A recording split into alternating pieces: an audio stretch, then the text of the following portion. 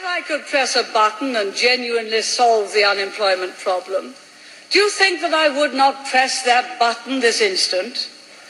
Does anyone imagine that there is the smallest political gain in letting this level of unemployment continue? Or that there is some obscure economic religion which demands this level of unemployment as part of its grisly ritual? Mr. Chairman, this government is pursuing the only policy which gives any hope of bringing our people back to real and lasting employment.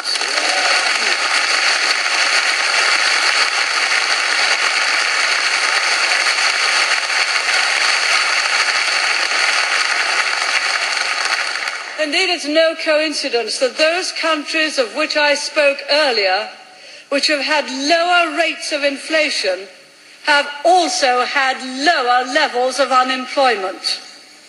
Now, I know, Mr. Chairman, that there's another real worry affecting many of our people.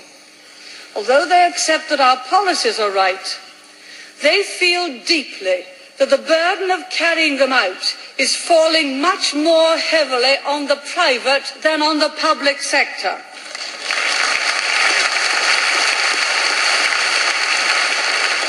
They say that the public sector is enjoying the advantages, but the private sector is taking the knocks, and at the same time maintaining those in the public sector on better pay and pensions than they themselves enjoy.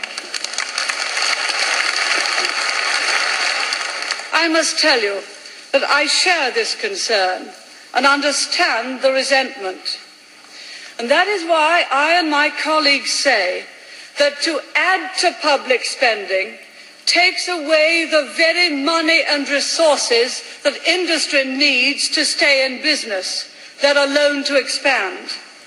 That higher public spending, far from curing unemployment, can be the very vehicle that loses jobs and causes bankruptcies in trade and commerce. That's why we warn local authorities that since rates are frequently the biggest tax that industry now pays, increases in them can cripple local businesses. Councils must therefore learn to cut costs in the same way that companies have to.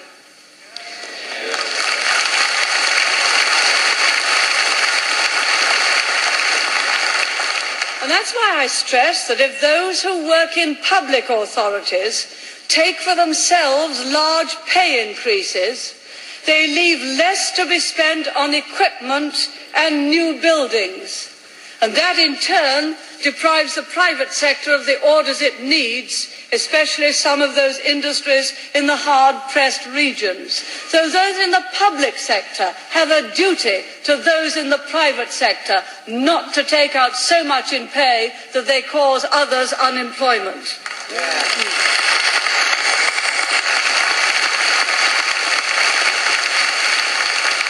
And that's why we point out that every time high-wage settlements in nationalised monopolies lead to higher charges for telephones, electricity, coal and water, they can drive companies out of business and cost other people their jobs. If spending money like water was the answer to our country's problems, we would have no problems now. Because if ever a nation has spent and spent again, ours has. And today that dream is over. All that money has got us nowhere, but it still has to come from somewhere. And those who urge us to relax the squeeze, to spend yet more money indiscriminately in the belief that will help the unemployed and the small businessman, are not being kind or compassionate or caring. They're not the friends of the unemployed or the small business.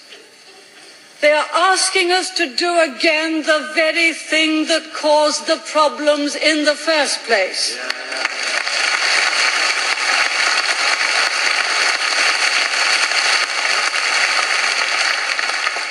Now, we've made these points repeatedly. Indeed, Mr. Chairman, I am accused of lecturing or preaching about them. I suppose it's a critic's way of saying, well, we know it's true, but we've got to carp at something. I don't care about that, But I do care about the future of free enterprise, the jobs and exports it provides, and the independence it brings to our people. Independence? Yes, but let us be clear what we mean by that. Independence doesn't mean contracting out of all relationships with others. A nation can be free, but it won't stay free for long if it has no friends and no alliances. Above all, it won't stay free if it can't pay its own way in the world. And by the same token, an individual needs to be part of a community and to feel that he is part of it. There's more to this than the chance to earn a living for himself and his family, essential though that is. Of course, our vision and our aims go far beyond the complex arguments of economics. But unless we get the economy right, we shall deny our people the opportunity to share that vision and to see beyond the narrow horizons of economic necessity. Without a healthy economy, we can't have a healthy society. And without a healthy society, the economy won't stay healthy for long. Mr. Chairman, but it isn't the state that creates a healthy society.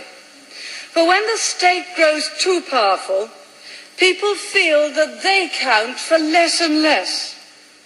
The state drains society not only of its wealth, but of initiative, of energy, the will to improve and innovate, as well as to preserve what is best. But our aim is to let people feel that they count for more and more.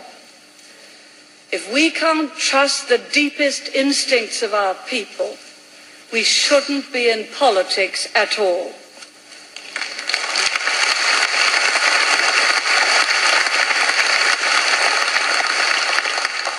And Mr. Chairman, some aspects of our present society really do offend those instincts. Decent people do want to do a proper job at work, not to be restrained or intimidated from giving value for money. They believe that honesty should be respected, not derided. They see crime and violence as a threat not just to society, but to their own orderly way of life. They want to be allowed to bring up their children in these beliefs, without the fear that their efforts will be daily frustrated in the name of progress or free expression. Indeed, that's what family life is all about. There isn't a generation gap in a happy and united family. People yearn to be able to rely on some generally accepted standards. Without them, you haven't got a society at all. You have purposeless anarchy. And a healthy society isn't created by its institutions either. Great schools and universities don't make a great nation any more than great armies do. Because only a great nation can create and involve great institutions of learning, of healing, of scientific advance. And a great nation is the voluntary creation of its people. A people composed of men and women whose pride in themselves is founded on the knowledge of what they can give to a community, of which they in turn can be proud. If our people feel that they are part of a great nation, and they're prepared to will the means to keep it great, then a great nation we shall be and shall remain. So, Mr. Chairman, what could stop us from achieving this? What then stands in our way? The prospect of another winter of discontent? I suppose it might. But I prefer to believe that certain lessons have been learned from experience, that we're coming slowly, painfully, to an autumn of understanding, and I hope it will be followed by a winter of common sense.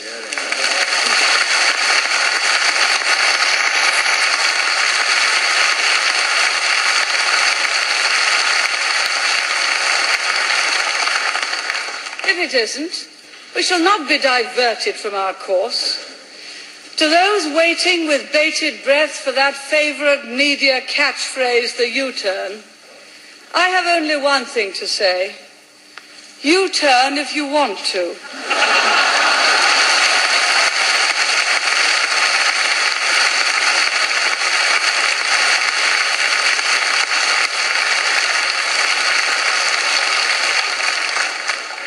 The ladies not for turning.